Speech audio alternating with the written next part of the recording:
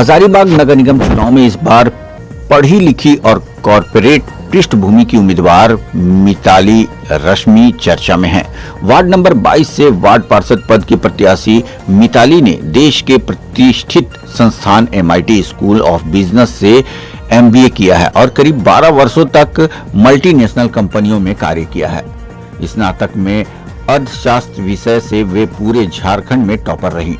झारखंड में हजारीबाग, धनबाद और पुणे में शिक्षा प्राप्त करने के बाद उन्होंने कॉरपोरेट क्षेत्र में बेहतर वेतन और अनुभव हासिल किया, लेकिन अब समाज सेवा के उद्देश्य से राजनीति में कदम रखा है। मिताली का कहना है कि कुछ नया करने और समाज के लिए काम करने का इच्छा ने उन्हें चुनावी मैदान में उतारा है। खासकर महिलाओं का समर्थन मिल रहा है। प्रचार में महिलाएं बढ़ चढ़कर भाग ले रही हैं, जो बदलते सामाजिक परिदृश्य का संकेत माना जा रहा है।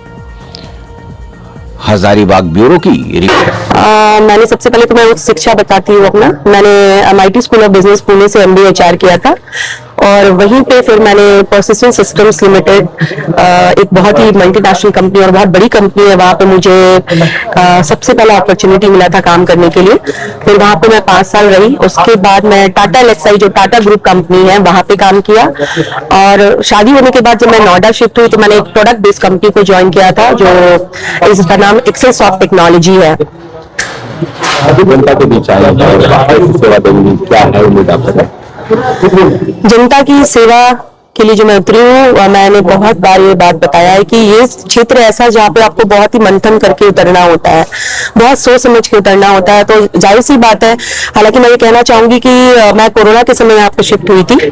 उसके बाद जब कोरोना खत्म हुआ तो मुझे बहुत सारे अपॉर्चुनिटीज मिले थे, लेकिन मैंने कभी किसी उस तरह के अपॉर्चुनिटीज को ग्रैब नहीं किया। तो कहीं ना कहीं मन में लगता था कि कुछ करना चाहिए, क्योंकि बहुत लोग अपनी पीड़ा और अपनी समस्या आके बताते थे कि देखो ना ये मेरा नहीं बन पाया, देखो ना वो नहीं बन पाया। तो लगता था कि कैसे कुछ तो करें जिससे हम लोग मदद करें। और मैं नहीं, मेरी दोनों जेठानियां, हम लोग समय समय पर महिलाओं का समस्या को सुनते थे और जितना हम लोगों से बनता था हम लोग करते थे।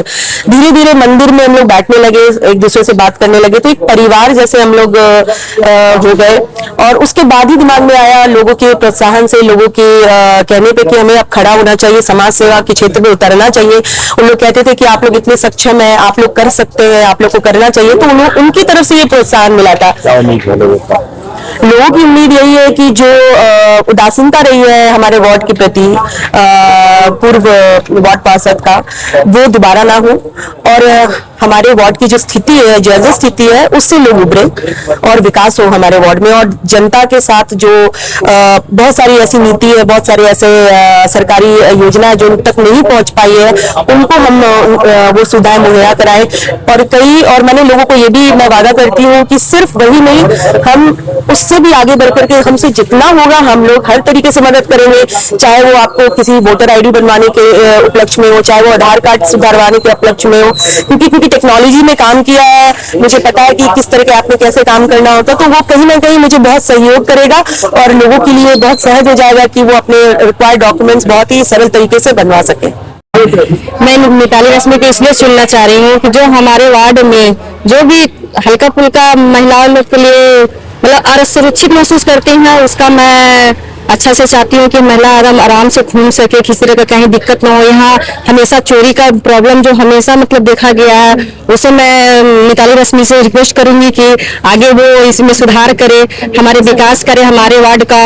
और ये हमारे रोड बहुत ही जर्ज हो चुका है, जो बरसात में हम लोग को बहुत परेशानी होती है, उसका विकास करे। यही मैं मिताली रश्मि जी से उम्मीद करती हूँ कि आगे विकास की ओर अग्रसर रहे हमारे वार्ड के लिए। संपर्क में जुड़े हुए हैं।